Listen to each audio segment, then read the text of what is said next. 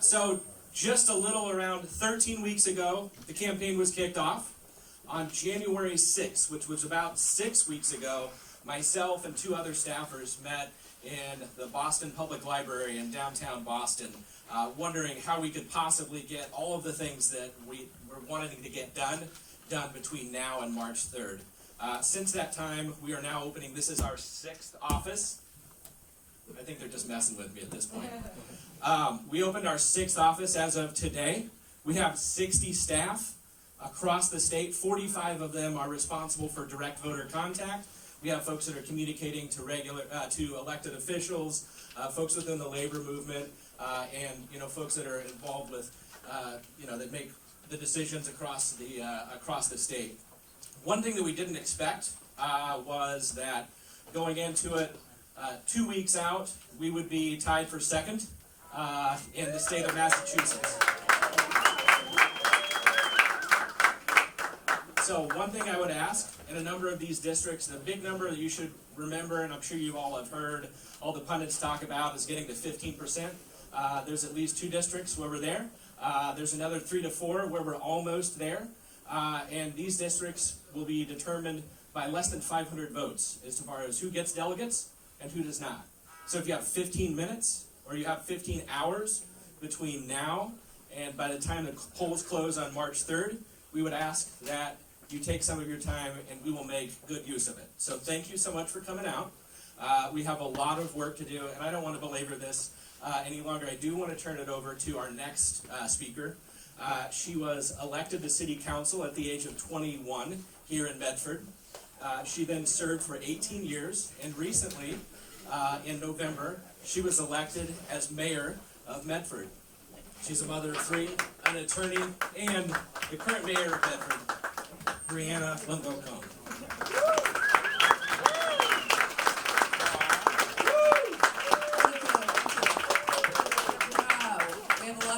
Here. I see a lot of familiar faces, but I know you probably traveled for miles to get here, so thank you for being here. I want to welcome the Bloomberg administration and thank them for setting up shop in Medford. Mr. Bloomberg was born in Medford and a Medford native, and we're very proud of that. So I welcome you all. I thank you for being here, and best of luck. And if you need anything from the city, we are here to help. Thank you. And Mr. Ed Davis, he'll be speaking next. Thank you, Bill. Good afternoon to everybody. I won't stand up there because I don't have to. Listen, I can't tell you how much I appreciate your being part of this, and the energy in this room is just palpable. Thank you so much. This is an exciting time for Mike and exciting time for the state of Massachusetts. I got to know the mayor when I was the Boston Police Commissioner. Mayor Menino and I traveled to Washington as Mayor Menino and Mayor Bloomberg set up Mayors Against Illegal Guns. So I got to know him around that issue. I traveled with that issue for a while, gave speeches at different places, but I got to see how Mayor Bloomberg was smart enough, tough enough, and courageous enough to take on the gun lobby. And when I look at what he did then, and I look at the landscape right now, I truly believe he's the only one that can face Trump in November. And this is something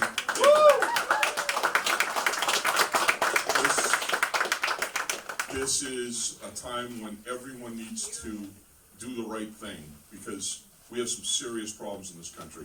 Michael is going to be able to correct them. I can't tell you how much I appreciate you being here, your efforts to be part of this. Happy to talk with all of you later. But right now, my job is to introduce the Medford campaign coordinator.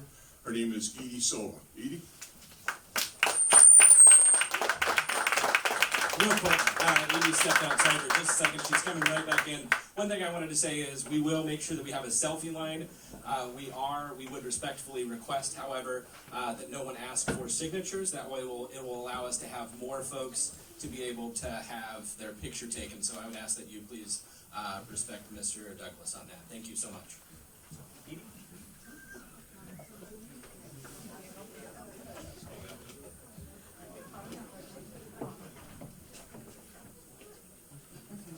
Opportunity to visit with Michael in New York at his invitation for a dinner after the Mayors Against Illegal Guns was well underway. And this dinner was at his foundation. And I had a chance to personally see his philanthropy and the issues that he cares about. And they are the issues that were just brought up here: education, women's rights, racial equality. He has a long track record of doing the right thing in New York City. And he's a proven leader there. So we have an opportunity here to get with a guy who can do this, somebody who has done it before, and somebody who has not only the resources, but the wherewithal to try to save our country right now. There's a lot of criticism about Michael, quote unquote, buying the election. That's not what he's doing. He's investing in this country. To beat Donald Trump.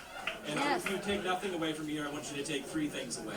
One, Mike is the person that is best situated to beat Donald Trump. As you all know, we can win by 3 million votes in the Electoral College, but if we don't win in North Carolina and we don't win in Michigan, we're going to have that fella again in the White House. The other thing is, he's done more on climate change than any person on that stage. Out canvassing, we have an opportunity to meet many people. And we have been very fortunate to meet people who knew Mike here in Medford growing up, knowing his mother, Charlotte. I grew up on the same street as Mike. I met someone who played with Mike when he was a little boy. So these were absolutely incredible stories to hear, and sharing Mike when he was younger to Mike sort of when who he is now. When I is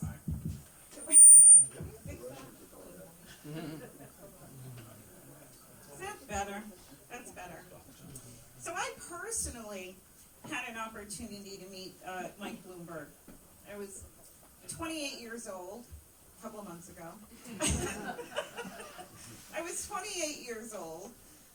Mike just started, well, his company was not that old, but it was still in development, the Bloomberg company. And I worked for a management consulting firm, and we were working with Mike on sort of the back end of some of his software technology. And I remember being in the room with him, and I've never forgotten this.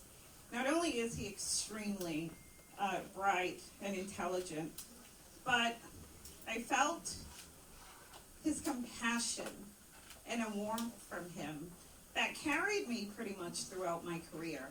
And I used him as a benchmark for other leaders that I have met during the course of my career.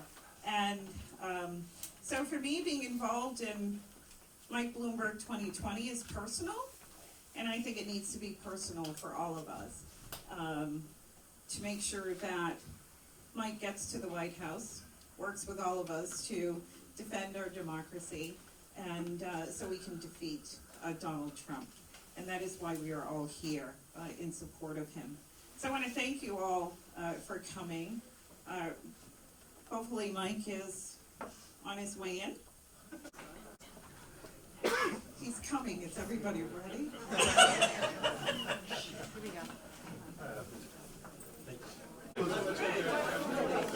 Ladies and gentlemen, Michael Douglas. Wow. That is well, hello, Medford, Mass. The scene of the crime.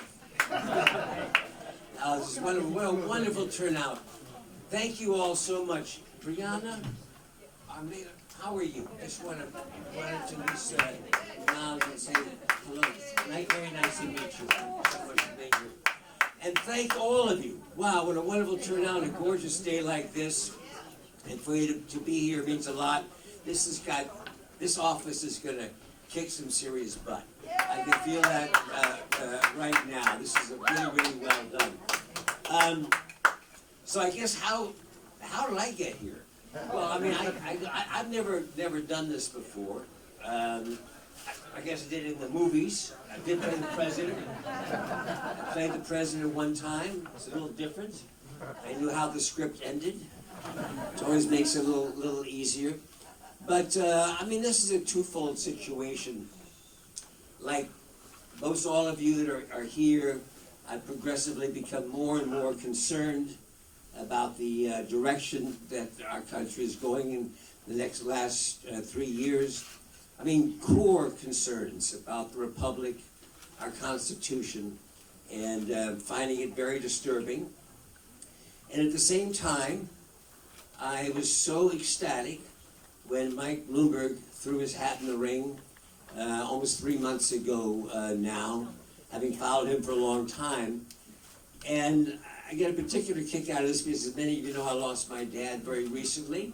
And thank you all so much for your words of condolences that I've received over the last few weeks. But he was 103. I'll take that, right? So it was a wonderful life. And he liked to follow politics and things that were going on. And I remember now 3 months ago, and I live back east in New York, and he's out in California. We FaceTime each other all the time. And I FaceTime and said, Dad, I said, Mike Bloomberg's got his hat in the ring.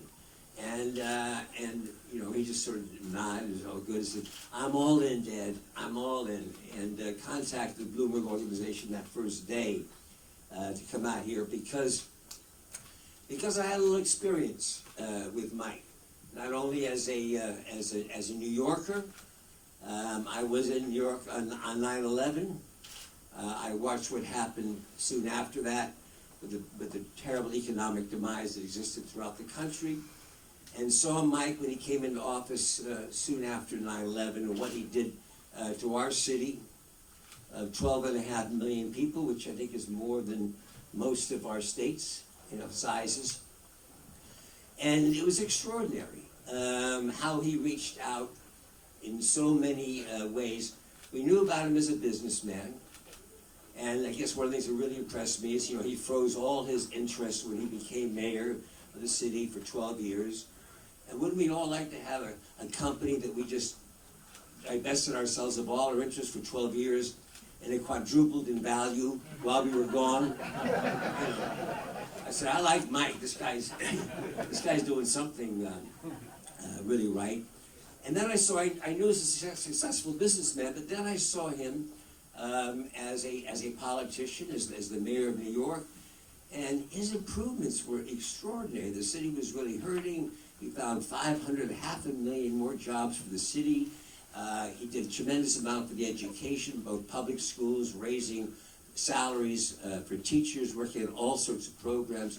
His health issues, we know, no one can believe it.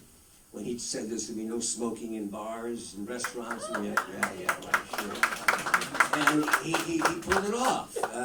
So one thing after another, if ever there was a expression for a candidate, Mike gets it done, this is Mike Bloomberg. I've never seen a guy who accomplishes more and doesn't ask for a lot of, he's not out there, he's not a showboat, he's not a showman, he just takes care of things, he sees a problem, and he gets it done.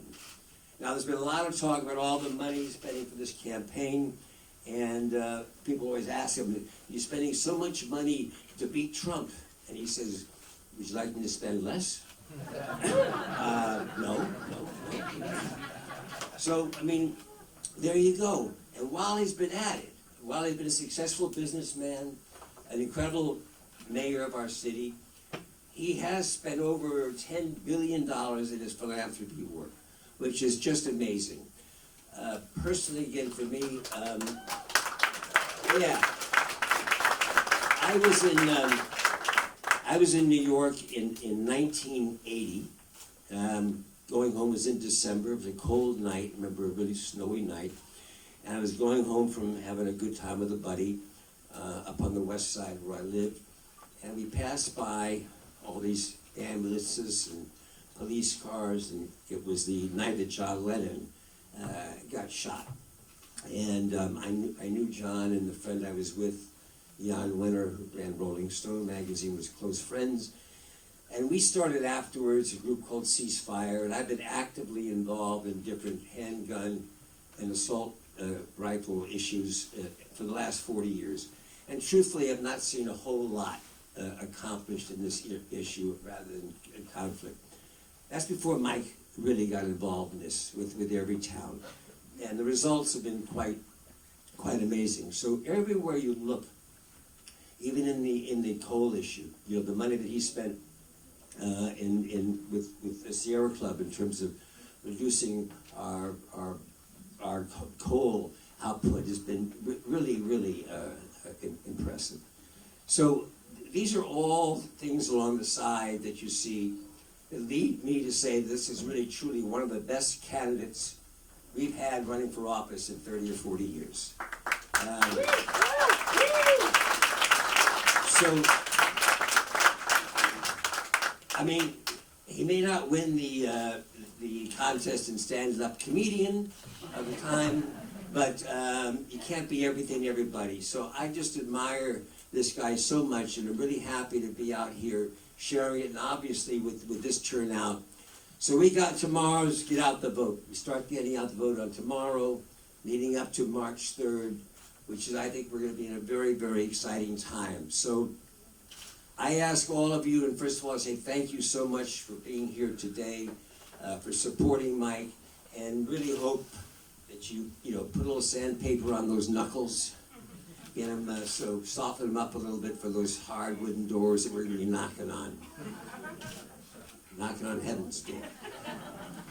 Okay, so listen, thank you so much. I'm really happy to be here, and thank you for all of your hard work. And let's go see what happens, and let's get this done. Thank you.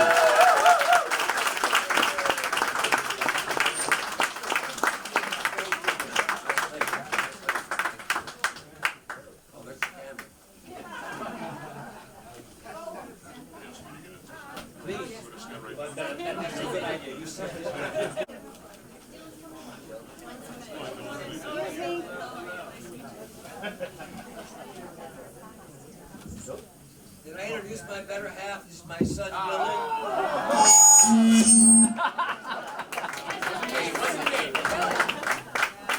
This is Ed Davis on WCAT. This is Ed Davis on Visual Radio. We're at the grand opening of Mike Bloomberg's headquarters here in Medford. On the Medford Malden line, actually, in the Town Line Plaza, and I'm here with Ed Davis. Hello, Ed. Hi, Joe. How are you? Good. It's great to see you here, man. Good to see you, too. It's great to see the support and the crowd show. What did you think of the crowd? It was way beyond expectations. We had hundreds of people here. It was just an incredible and exciting start to an office that's going to be very important to this campaign. I was really touched about the speech about the gun violence. Yeah, gun violence has been a big part of my life, my whole career. I was 20 years a police chief here in Massachusetts, 13 in Baltimore, and 7 as a police commissioner in Boston. And so over the course of that time, I've actually been to, I'll try and quantify it, around 400 homicides. So I've had a chance to see how it affects people, how the families are affected by it, how the neighborhood is affected by it. It's truly one of the great issues of our time. And what's great about Michael is he has the courage to take on the gun lobby. The work that he's done has helped to push the agenda of common sense gun laws to the forefront. And I think that's really important. It's going to save lives. Michael Douglas spoke about John Lennon's passing. He was with Jan Wenner. That was key, I think. You could feel the audience respond to that. There's no question this is a visceral issue for many people. Anybody who has been at all victimized by gun violence knows it. But hundreds of people a week are killed by guns. Hundreds. It's something that we have to do something about. Michael's not afraid of it. With Michael having lived in Medford, do you think this is a great launching pad for his campaign? I think it is. He has blue-collar roots. He came right from the storm. I really believe that when people get a chance to understand his history, they're going to be very supportive of him. He's a guy that came from nothing. He went to New York, he got fired, then he started his own company, and the company got bigger and bigger and bigger every year because he knows what to do.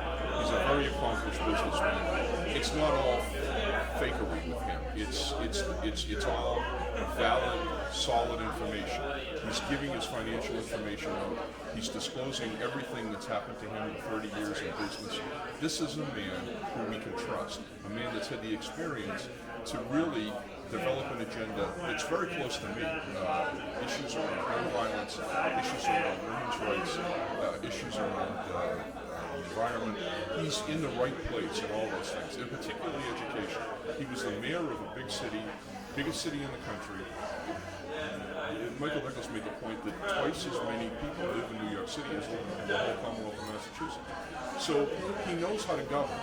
He knows how to get things done, and he understands the importance of giving kids a chance and through education. That's the difference that he'll make. I know you're busy, very busy. Could you give us a little rewind on what happened today? Where were you today earlier? Sure. Michael opened the office in Quincy. He came here. He has 2 more events to do today. He's all in for Mike Bloomberg, and it was very nice of him to lend his credibility and his, people like Michael Douglas. They've been so impressed with him over the years. My wife, I think, is his biggest fan. So I think the fact that he stands up, he says that he knows Michael, he understands what Michael can do for the country, will make a difference. I'm very optimistic about what we're going to do right here in Massachusetts. Well, you know that Clint Eastwood just left Trump for Mike Bloomberg. He did, and I think you're going to see a massive desertion of people that want to have common sense policies, understand that if we go too far left, we're going to hurt, it's going to hurt our economy, and it's going to hurt people personally. But they are sick of what Trump has been. So I think that Michael is our best hope. Ed Davis, thank you so much for being on Visual Radio.